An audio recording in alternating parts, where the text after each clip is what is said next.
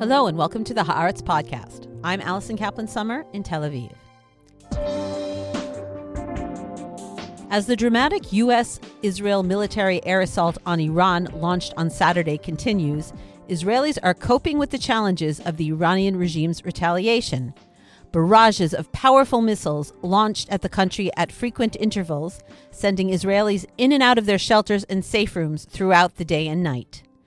The vast majority of missiles are intercepted, but the protection is far from hermetic. On Sunday, 9 people were killed and scores injured when an Iranian missile hit the heart of the city of Beit Shemesh. The previous night, the first night of the war, another missile that landed in Tel Aviv killed Mary Ann Devira, a Filipina caregiver for an elderly woman who could not make it to a shelter, and wounded 24 other people. On Monday, Iran's proxy in Lebanon, Hezbollah, joined the battle, firing missiles and drones at northern Israel, with the IDF retaliating in southern Lebanon. Due to the U.S. involvement, Iran, for the first time, has unleashed its missile capabilities on a large scale, not only at Israel, but at American allies across the Middle East. On the podcast, I'll be talking to Gregg Carlstrom, a journalist for The Economist based in Dubai and speaking to us from Riyadh, Saudi Arabia. But before that, I'll be speaking to Arash Azizi, an Iranian-born historian, journalist, and the author of numerous books on Iran, and get his insights on the rapidly unfolding events and where they might be headed. Those conversations are coming up.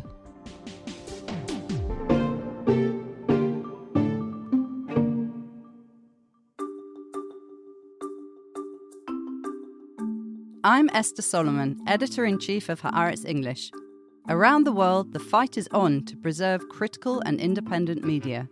Haaretz, Israel's oldest newspaper, upholds its long tradition of accurate, committed, and incisive journalism, refusing to bend its reporting to pressure from any government or leader. A digital subscription to Haaretz gives you up-to-the-minute news and analysis in English from journalists who live Israel's reality and are committed to covering the Middle East and its global repercussions.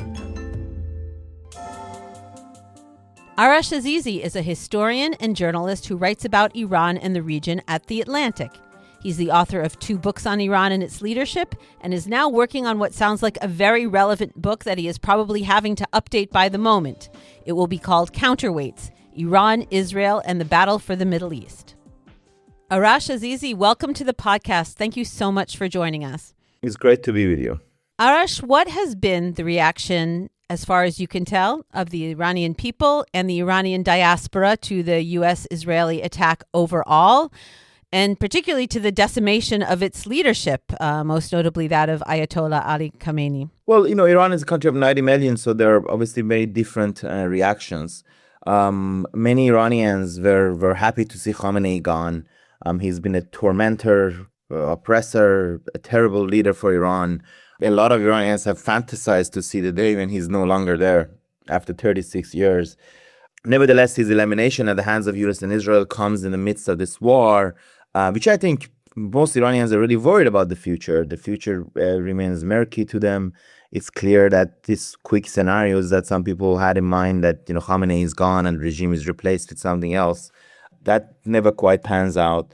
I just spoke to family in Tehran this morning who were, what do you think they do when they call? First thing they just say, we just called you to say we're alive, because we can see in images where all over Tehran is hit. There are hundreds of casualties, civilian casualties. So it's a time of a lot of fear and worry in Iran. And I think it's also a time of hope, of cautious hope for myself and for other Iranians as we put the Khamenei to past, hoping that we can, write a future differently and better. Did your family members tell you that they were scared, that they were afraid of being in physical danger? Or do the targets of the attacks not seem to be aimed at civilians and they don't feel so scared? No, of course they're scared. It's not about whether the targets are civilian or not. I'm sure they're not civilian targets necessarily, but Tehran is a very dense city, so apartment buildings are hit. We saw during the last war in June, Israel's attacks in Iran in June, the 12-day war, there was more than 1,000 Iranian civilians died. People knew someone who was killed often. And, this is people in a dense city like Tehran and other cities. In case of Iran, now we also have these schoolgirls of Minab that become symbolic. Dozens of schoolgirls were killed in this school in the city of Minab. I believe it was next to a sort of military facility, and that's probably what happened, was that they were trying to hit that facility and the school was hit. Just look at the images coming out of Tehran. It's quite a scary times. With all the disruption, though, on the internet, we can't really get a sense of what people are saying and doing in response, whether there's a feeling that Khamenei has been martyred, whether people are celebrating. As you said, it's a large country, so you can't get sort of an overall atmosphere there. The phones are working mostly, which is how I just spoke to Tehran. And even the internet, I don't know, I'm not a techie guy, so I don't know how it works, but I know tons of people are getting on the internet in a variety of ways. I mean, circumvention tools or whatever it is. But no, I think the image is clear. I mean, look, again, the country of 90 million, 15 to 20% of the population are supportive of Khamenei. Some of those who are not supportive of him might still be, unhappy with the way he was killed. I think most Iranians are happy to see him gone. This also the question of feelings is complicated. Myself, I was feeling very numb more than anything. I mean, we see this moment of him being gone. We always thought he would probably die of a natural death. He was very old. But he was killed in this war in this brutal, dramatic way. And I think more than pausing to sort of ponder who Khamenei was, we were thinking, okay, what happens next? What are the next steps? What is it coming? When will the war end? How can those changes that we want occur? What are some of the changes that will occur, even if it's not all that we want? So, yeah, I think that's where most Iranians are at. Do we have a sense of who is running the country, who's taking over waging the war against the U.S. and Israel after, from what I understand, the commander of the armed forces was eliminated? And does it seem as if the military and the political leadership are in coordination? There was a statement, right, by the foreign minister that suggested that they might not be. That's an excellent question. We do know who's in charge, and who's in charge is really the National Security Council, which has effectively been some sort of a collective leadership over the Islamic Republic since the last June, and the war with Israel and the U.S. So effectively, that's who has been calling the shots. Now, there is a leadership committee of 3 people as per Constitution that has replaced Khamenei. They'll pick someone as a supreme leader. Quite likely that someone will be Arafi, who is on the leadership committee. But I think he will be a weak leader, and I think the real power is going to rest with the National Security Council, at least for the time being, unless he's then able, someone who's Arafi, someone who's been in the seminary on his life, unless he's able to emerge as some sort of unexpected sort of political, wily operator. But I don't see it, at least certainly not in anytime soon. Now, Arash is baffling a statement, which was done to excuse the attacks on Oman. So when Oman was attacked, he basically said, well, our military are acting based on general orders and they're in isolation, would mean that control and command has been lost. There are different interpretations of this. Some believe it's just his rhetorical device to excuse the attacks on Oman. Others point out that it's part of sort of this decentralized military planning. But you don't actually have a sort of collapse of command and control. You don't have a collapse of the state, certainly nothing like that. It appears that still the political and military leaders are in sync. That's because the National Security Council that I mentioned, the council of 13 people, I mean, that includes both political and military figures. And it does seem to have kept overall command. It is, I guess, a question if at some point it's possible for the military and its different sections to go rogue.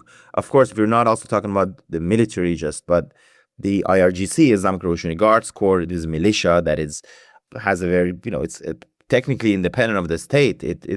Its leaders usually say that they don't even see themselves as bound by the constitution. It's like a political party / militia that controls most of the Iranian economy as well. But IRGC is also pretty decentralized, so it can't be a vehicle in its own name, really. But so far, we've seen a considerable degree of regime cohesion. I don't know if that will change. I think it wouldn't. I think I would put my money on it not changing. But unless more and more of the governing structures are killed and decimated and all that. But they've kept some cohesion so far.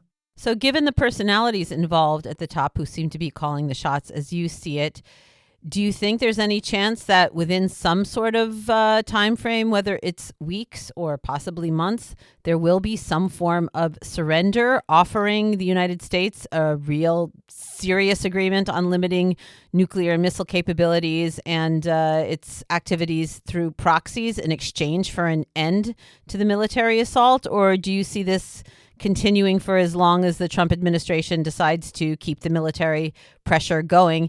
And I'm curious, how much do the economics of war play into this decision? Because the regime has limited resources, right? Yeah, I think an agreement is possible. A sort of ceasefire agreement is possible.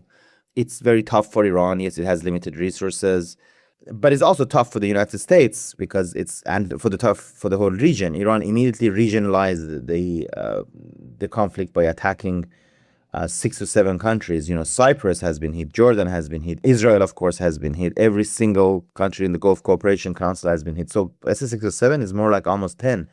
So the whole region will be suffering from the continuation of the conflict. So there will be incentives on both sides to try to end it. The question really is for U.S. and Israel on one side and for Iran on the other side. The question is, what is some equilibrium that they can accept? What is an end point? And also, is that an end point or just a pause? And what happens after? Just a pause is also terrible for Iran because if things just pause, it would be good for the bombs to stop falling. But for Iran, for the regime, for Iran as a whole, if it again goes into this indeterminate situation where it might get attacked again, might not get attacked, it has to ready itself, the economy would be continue collapsing. That would be terrible. And I think the new leaders of Iran, if they can stay in power for any sort of length of time, I guess their challenge would be to come to some sort of an agreement with the United States and ultimately Israel, that would bring some stability to the situation. I think that's possible, something like that. It's hard to predict the future in Iran, but I do think it's possible, at least in a few months. The mood right now is very anti-American and anti-Israeli, of course, in the regime, amongst the new leadership. But I think that could change in a matter of weeks or months. When the conflict began, Trump came out with this video explicitly telling the Iranian people to rise up and telling the military to lay down their arms. He said basically, hey, regime change is on you. Do you feel like that was an unrealistic ask for the U.S. and Israel to remain limited to air power and expect somehow civilians to rise up and change their regime, given that they have no weapons or resources at their disposal and no organization? Regime change doesn't tend to happen through airstrikes. It was bonkers. It's absolutely bonkers. If you had a population that had organized networks, that had a ready organization ready to take over, if you had, all of that, you could imagine perhaps something like that happening. But we didn't. So both Trump and Netanyahu kept saying this, and it makes me wonder, did they really believe this? Does Prime Minister Netanyahu really believe when he keeps on saying, well, Iranians come and rise up and take over your government? How would they do that? Iranians were just killed in thousands in January. But even if they were to risk it, even if they were to come out under bombardment, who gets over? Who's in charge? What's the plan? What organization? What's the sort of alternative? Who's this sort of competing elite that can come to power and take the country? Take running over the country. So it's not just unrealistic. It's absolutely bonkers, frankly, that anyone thought this could happen. Many Iranians also thought this could happen, but Iranians are not presidents and heads of governments and states elsewhere. The ordinary Iranians. So they sometimes naive, but I don't see how anyone who was seriously looking at the situation thought this is an option. Well, you kind of predicted my next question. If, and it's this huge if, there would be some sort of falling of the regime there, is there any kind of agreement, consensus, conversation among the Iranian diaspora, among Iranians themselves, as to what a new government and leadership should look like? If not a consensus, then maybe some form of direction? First of all, it's not clear, the way you just talked about it, and many Iranians talk about this way, it's not clear. Like, to follow the regime, then there will be a vacuum, I guess, and then we'll be replaced by something. But, nature abhors vacuum, as Hegel said. So it's not clear what the fall of the regime looks like, right? Like, you kill how many of the leaders you kill, that somehow the regime just says, okay, we give up. We don't want to, control anything, or I guess pass it to someone else. But so in the Iranian opposition, the most notable figure is Reza Pahlavi, the son of the last Shah of Iran, the former crown prince, who declared himself the transition leader. He has a plan. He says he's ready to lead Iran to democracy. But he has two major problems that has plagued him for a long time. First of all, he has no ground game. He has no organizing networks on the ground. Secondly, is his political campaign has been very divisive and hostile to the rest of the Iranian opposition. I would actually put the second point aside for a moment. Let's say, okay, this is Arash, the lefty, saying this. But the first one is really what matters. So even if Reza Pahlavi, but let's just say, oh, even I accept him, everybody else would just accept him. I mean, it's not clear what is his path to power. It's never been clear. He kept encouraging attacks of U.S. and Israel on Iran. And, thinking, I guess the idea was they'll do that, then they'll call for people to rise. He also claimed that thousands of security forces have defected to his side and are in touch with his team, and they'll act, when the moment comes. Look, history doesn't work by talking, but by acting. So this is his moment. If he wants to be leader of Iran, he has a way to get there. Ahlan wa sahlan, as they say in Arabic. So, let's see what he can do. But I don't see it. I don't see Pahlavi as a serious prospect for future of Iran.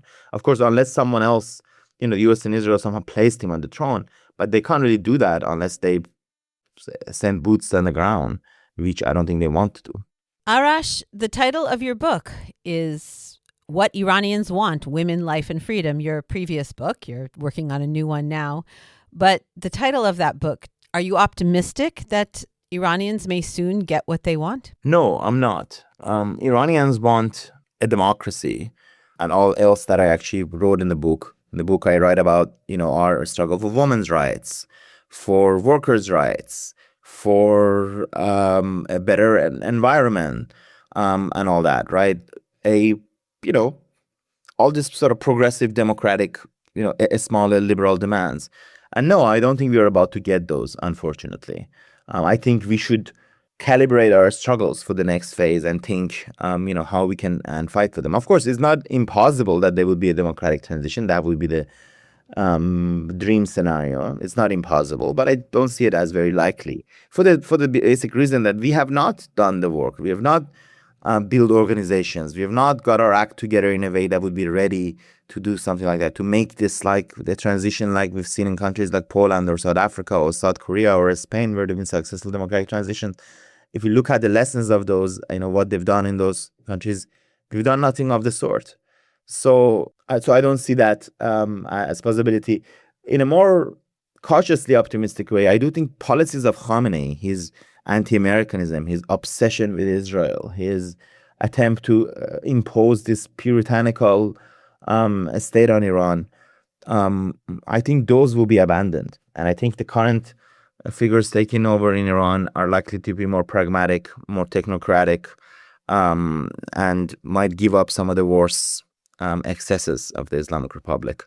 And perhaps that will open up the space for us to continue our civic struggles in the next round, in the next phase. And speaking from Israel, from Tel Aviv, as we dodge Iranian missiles here, do you have any kind of thoughts on the very unusual sights we've been seeing in the streets of London and New York of Israelis and Iranian exiles celebrating together in the streets? What do you make of this strange partnership? Well, I don't think it's that strange in a way that Iranians and Israelis do have a lot in common.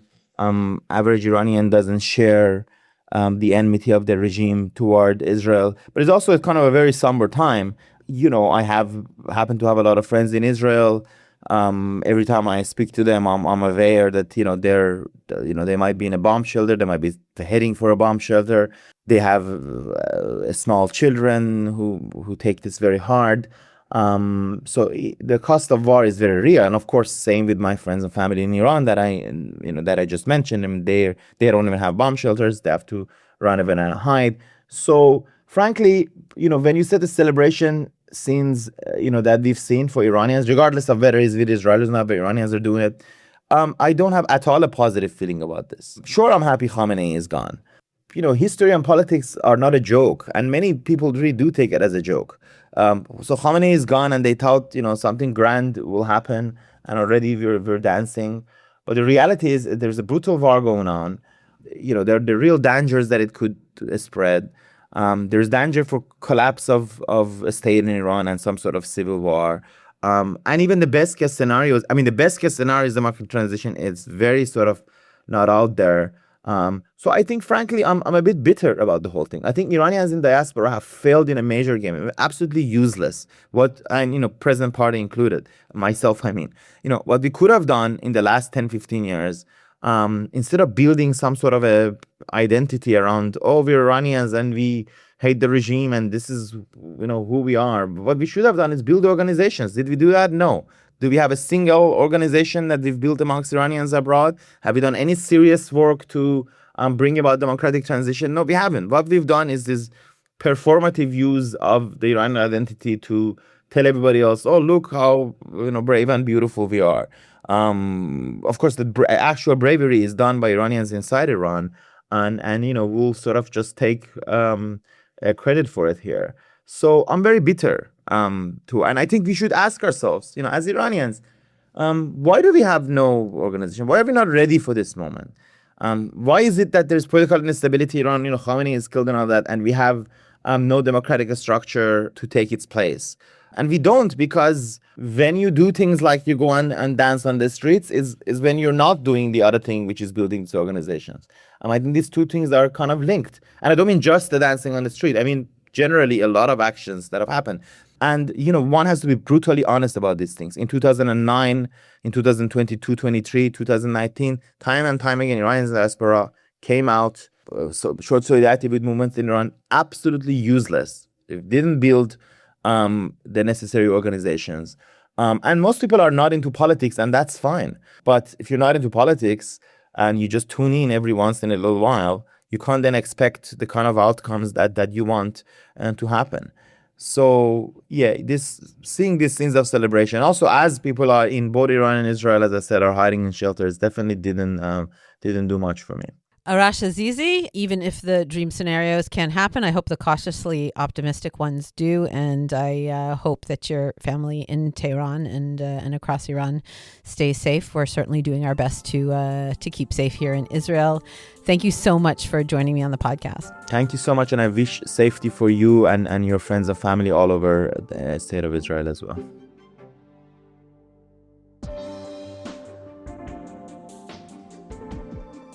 Coming up, I speak to Gregg Carlstrom, Middle East correspondent for The Economist, based in the Gulf region. Gregg Carlstrom, welcome to the podcast. Thanks for having me again. Gregg, as we record, Iran has launched hundreds of missiles and drones targeting U.S. military assets, civilian infrastructure across the Gulf. People have been killed and injured by strikes in the UAE. They've hit Kuwait, Qatar, Oman, Bahrain. There's been some major infrastructure damage across the Gulf. What's it like there right now? How have you been feeling and experiencing the missile strikes? So I think on the one hand, the air defenses in the Gulf, for the most part, have worked better than people might have expected going into this war. The UAE, Qatar, they both have been, I think, quite successful at shooting down missiles and drones. There have been some impacts, but much of it is being intercepted. Bahrain has been less successful at it. But by and large, talking to military officials in the Gulf, they say they're happy with how their air defenses are performing. But obviously for people who live here, all of this is new. This is a region that for decades thrived on this reputation of being an oasis of stability in the Middle East, where there would be wars happening elsewhere in the region, but nothing would ever happen in the Gulf. And so to have conflict in the Gulf, to have airports shut down for days at a time, to have missiles and drones zooming overhead, it's a shock for many people who live here. And I think the question is how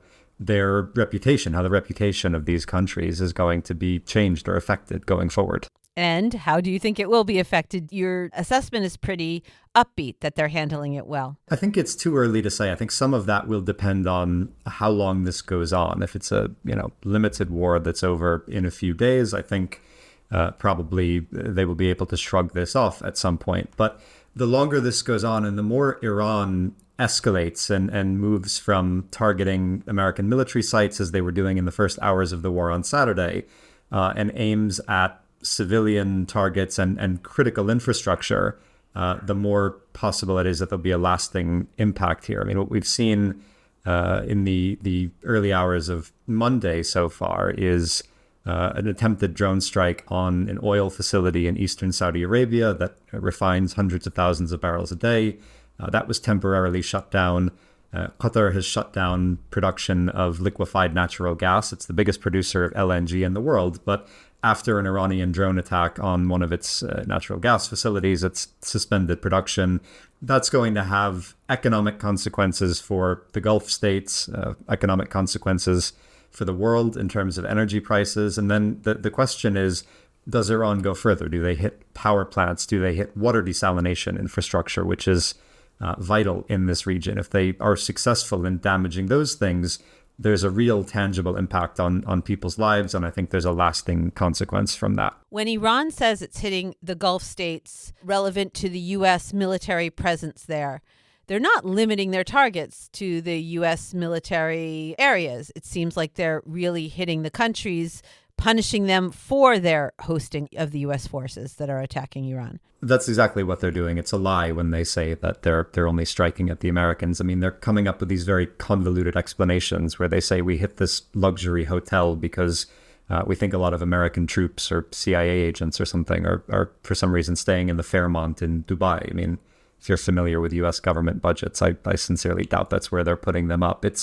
They are striking at civilian targets. They are striking at critical infrastructure. I think it's not just to try and punish the Gulf states for hosting the Americans. I think it's also in the hope that Gulf states will pressure the Americans. These countries are close American allies. They're close personally to Donald Trump. Some of them have enriched the Trump family. I think Iran is hoping that the Gulf states will buckle under the pressure, that if they suffer enough damage, they will go to Trump and tell him, you need to wrap this up, you need to end the war because we can't sustain this anymore. Talk about these leaders that are close to Trump and that are, making the decisions in the Gulf. It seemed as if in the lead up to this, when it was either there's going to be a diplomatic solution or a military attack, it was hard to tell whether the statements by Gulf leaders pushing a diplomatic route, trying to avoid war, were sincere, or if behind the scenes they supported this effort. Where did they stand then? Are they switching their positions now? When you look at their statements and their postures, where do you read what they want? Do they want this to be resolved quickly in a diplomatic way, or are they dreaming of regime change in Iran and want Trump to go the course? Right. And there's always this question about whether what we're hearing in public is the same thing that's being said in private. But I do think in the run-up to the war, Gulf states did not want it to happen. They were worried about exactly the sort of retaliation that we're seeing now. And they were also concerned that if Trump started a war, that the eventual aim might be regime change, and that might lead to destabilization in Iran. The regime might collapse, and we might see the sort of chaos that we saw in Iraq after the 2003 invasion, but in a much larger country. And so Gulf states were worried about everything from refugee flows to the prospect that weapons might fall into the hands of militias in Iran. They were really worried about state collapse. I think at some point in February, as Trump dispatched aircraft carriers and destroyers and warplanes to the region, I think it became apparent to officials in the Gulf that some sort of a strike was inevitable. Trump wasn't deploying all of this to then not use it. And so at that point, I think they tempered their criticism or their opposition to a strike because they wanted to retain some influence with the administration. They wanted to be able to shape what happened.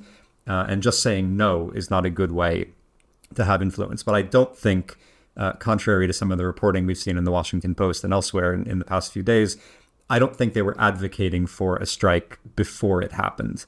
I think there's been a change, though, since the war began on Saturday. There's a lot of anger in the Gulf directed at Iran. There's a feeling that for 2 months, Gulf states were trying to dissuade Trump from starting a war. We're trying to help mediate between the United States and Iran to broker a nuclear deal. And for all of that, Iran is now thanking them by raining missiles and drones on their cities. So there are officials in the Gulf who are now starting to argue, we didn't want this war in the first place, but we have now been dragged into it against our will. We need to take sides here, and we need to get involved in a meaningful way. We can't just sit on the sidelines and hope for a diplomatic solution. The die is cast at this point, and we are a party to this conflict. Is there a gap between the leadership and what people on the streets in Dubai or, across the Gulf are saying? Is anti-U.S. and Israel sentiment growing because of this conflict, or is, like with the leaders you're suggesting, more of the resentment being turned towards the Iranians?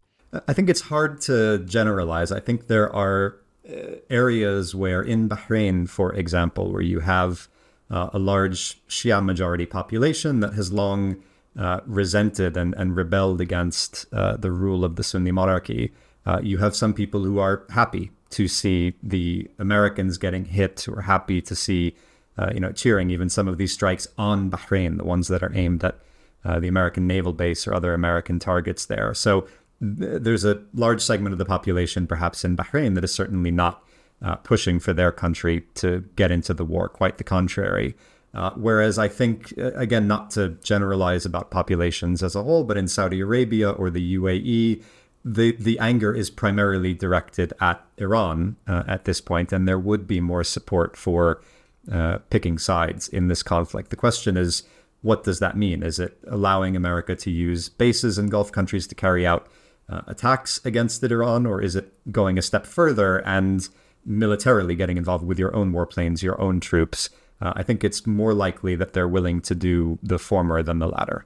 Greg, you have your eyes on the rest of the world. I must say, even though you are specifically a correspondent for The Economist in the Gulf region, you really have the entire Middle East in your sight and the entire world. Do you see any signs of other countries joining in this U.S.-Iranian effort? We've had a drone from Iran targeting Cyprus, of all places, a British airbase there. We have Greece vowing to defend Cyprus. Do you think this thing will widen?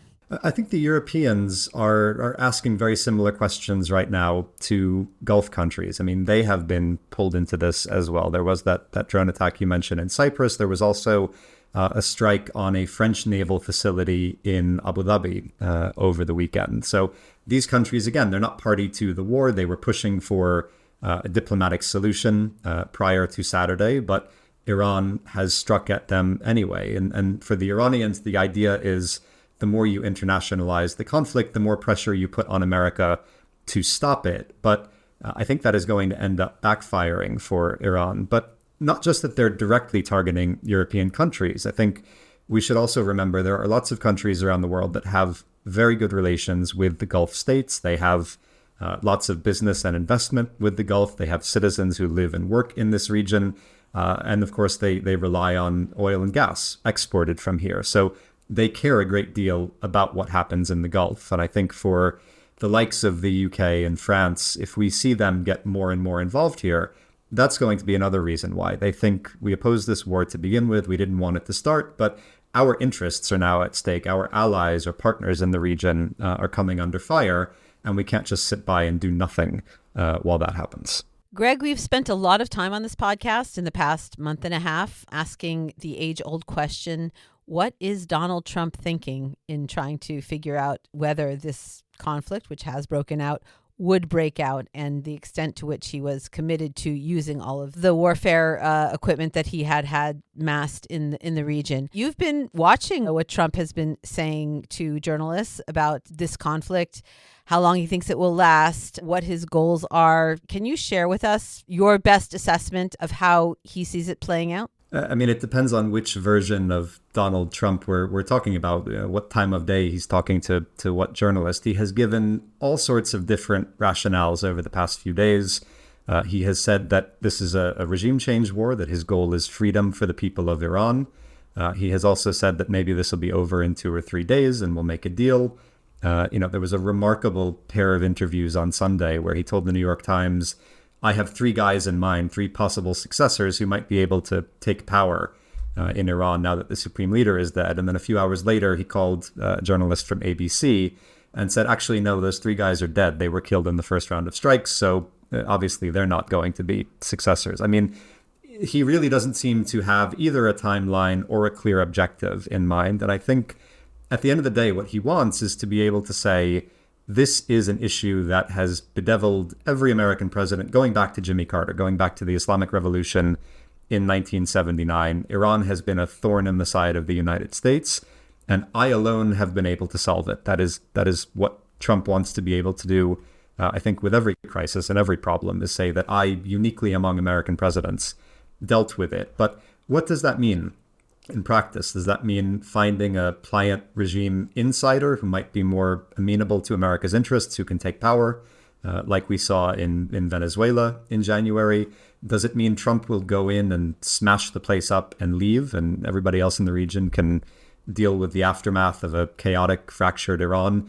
There are all of these scenarios in which I think Trump could spin it as being victory, mission accomplished. I've dealt with the Iran problem. It's not a threat to America anymore.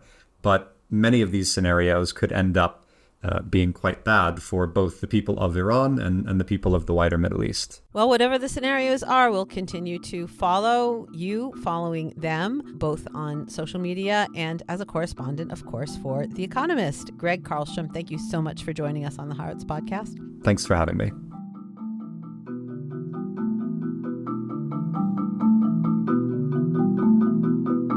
And that's it for this episode of the Haaretz Podcast. Thanks to my guests, Arash Azizi and Gregg Carlstrom, and producer and editors Adi Shacham and Dan Brumer. If you'd like to keep listening to this podcast to make sure you never miss an episode, please subscribe to us on Apple, Spotify, or wherever you get your podcasts. And if you're so inclined, leave a comment and a 5-star rating, and that way more people can find us. And to keep up with all the latest news on Israel, the Middle East, and the Jewish world, don't forget to subscribe to and follow Haaretz.com. I'm Alison Kaplan-Summer, and until next time, shalom from Tel Aviv.